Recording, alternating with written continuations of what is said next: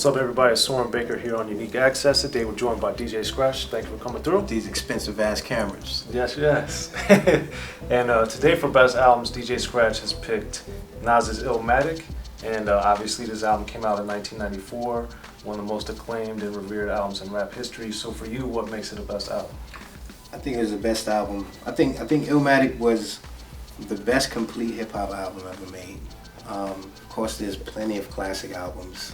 Plenty, and but the way it was put together, the way the setup was, like when Nas is featured on Live at the Barbecue and Back to the Grill, those two verses made such noise throughout the world. You know what I'm saying? Like, this is Nas, kid, you know how it runs, and waving automatic guns at nuns. When I was 12, I went to hell for snuffing Jesus. Yeah, it was like his verses was like, yo, did he just say that? Right. Did he just say that? And then it was like, and at that time, Premier was, you know, Gangstar, and he was rising as a producer, and Pete Rock was killing shit at that time as a producer, and Large Professor. Main source. But, you know, you didn't know that, you know, at that time, you didn't know that these dudes were producers like that, you know what I'm saying? And Q-Tip, you know what I'm saying? So, it was like, that album was the only hip-hop album ever made that formed a Voltron of super producers. And they weren't super producers at that time, they were just the best dudes, but they were all dope producers, and when they all combined on that one album, it was like, because you know how like people, they put the best of the best, like super teams, like these basketball teams, like for example the Golden State Warriors last year. You got all of these dudes on the team, and they get all the way to the end and blow it.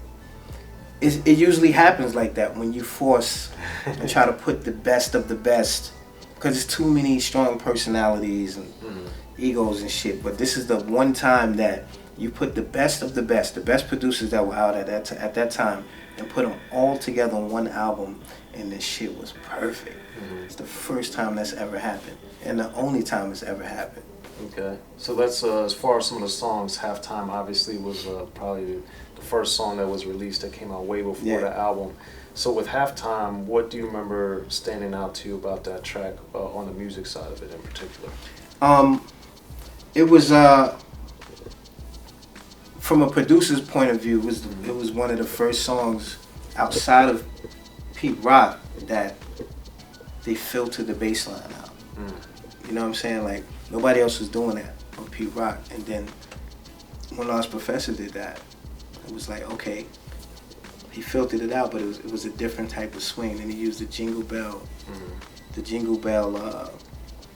hats and all of that. You know what I mean? And it's just the way Nas approached the record. It was just like, it's like effortless. He just rhyming. You know what I'm saying? And by him being a young dude, the shit he was spitting, it was just like, this dude, like, you know, this dude he's gonna be special, you know? Right.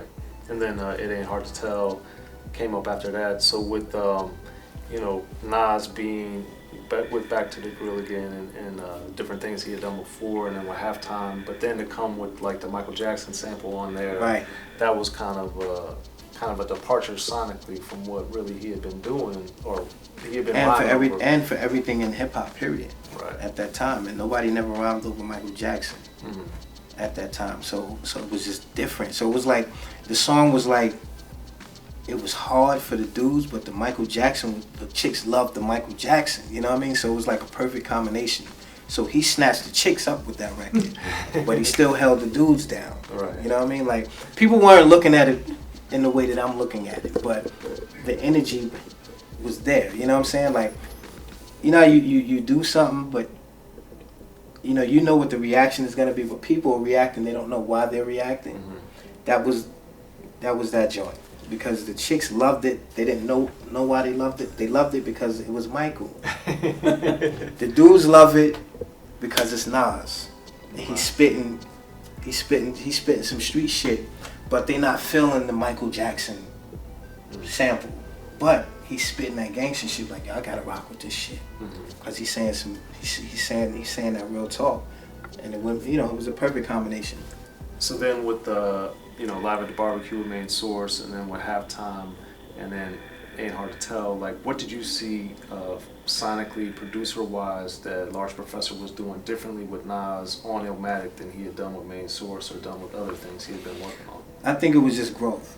I think it was just growth as a producer. You know what I mean? Like, the more records you do, the more, you know, the more records you do, the better you get. So you just hear the growth in Large Professor's production, and that's really it. Okay. And then, in my opinion, one of the best, if not the best Nas song is New York State of Mind, which is the second track after the intro for the album. So let's talk with that with DJ Premier. So sonically, what makes that stand out in your opinion? Sonically, like, I think, you know, at that time, like, it was a lot of firsts with this album, and it was like nobody never rhymed over any Arabian music. You know, and it sounds like some Christmas type of Noel type of, you know, jingle. You know what I'm saying? The boom, boom, boom. You know, you only hear sounds like that Christmas time. Okay. You know what I'm saying? And then it's like, okay, that's an Arabian joint. It's Thief of Baghdad. And so you were just hearing like a odd collective of music put together that sounded incredible. You know what I mean? Like the hard drums from MT, and then the Thief of Baghdad, the Arabic song, and then little 808. Like, it was insane, man. Like, that record was like, as soon as you heard that shit was like, a lot of robberies happened when that song came on in the club. It was one of those joints. Like, as soon as that, it was like, like, chains and shit was getting snatched to that music, man. Like, and then lyrically, obviously, throughout rap history, rap has done a great job of kind of portraying what's going on in the streets and setting the scene of what's going on in the neighborhoods and everything.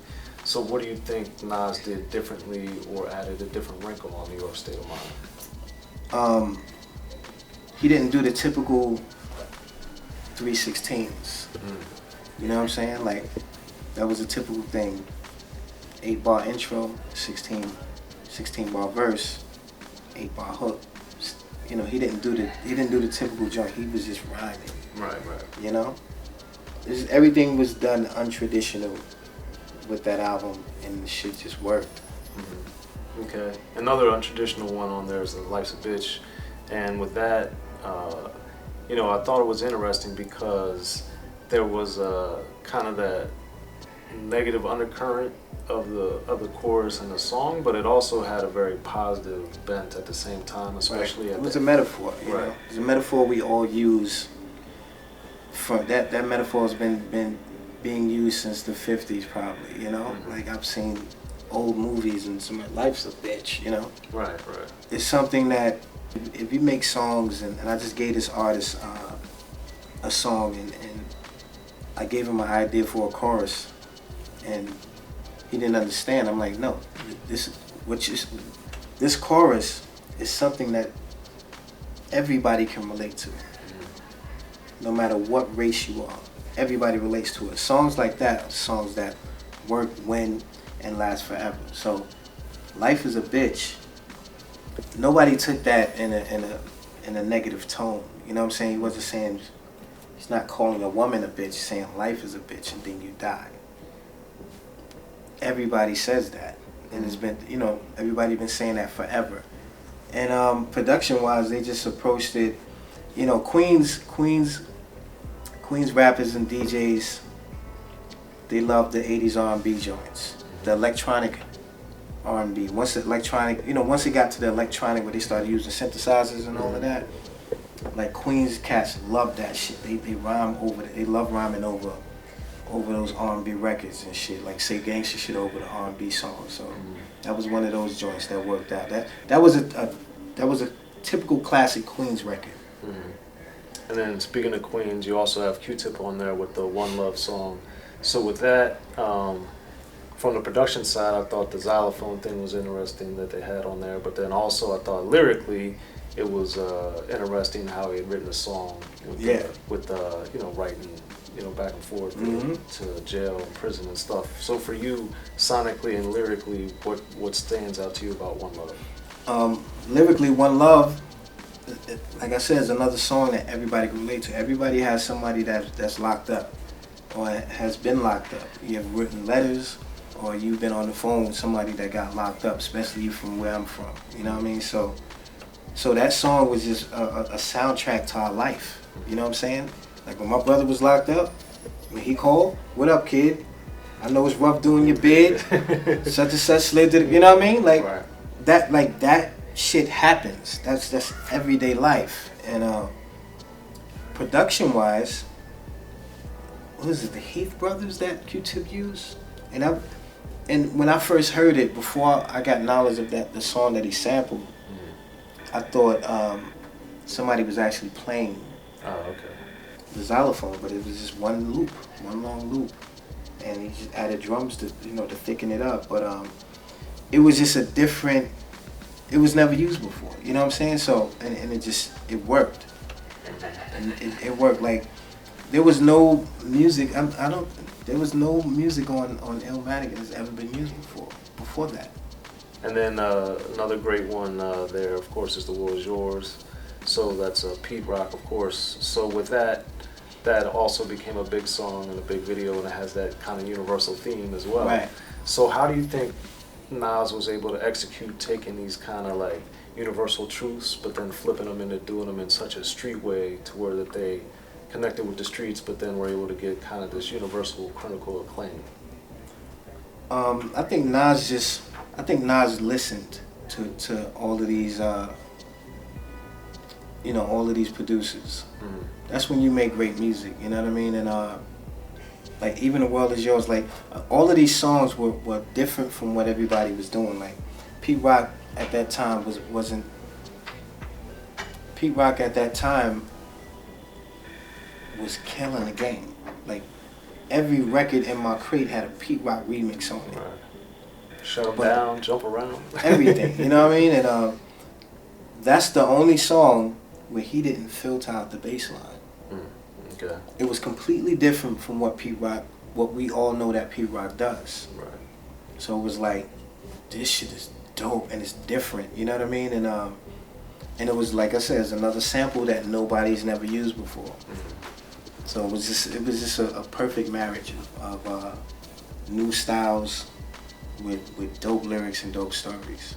And then two of the lesser discussed songs that I've always thought were interesting were To Represent and One Time For Your Mind on there as well. So for those two songs, what stands out to you about them? Same thing, like Represent, Premiere Again. It was the same type. As a matter of fact, I got the sample wrong. The Represent is the Thief from Baghdad. Oh, instead of on New York State of Mind? Right. It was the same thing. You know, songs, you know, he's using drums from break beats, but the samples was songs that you never heard before. So it was just like, what the fuck is that? You know what I mean? And it just changed the game of beat making as well, because cats stopped sampling James Brown. Like you notice, you didn't hear James Brown.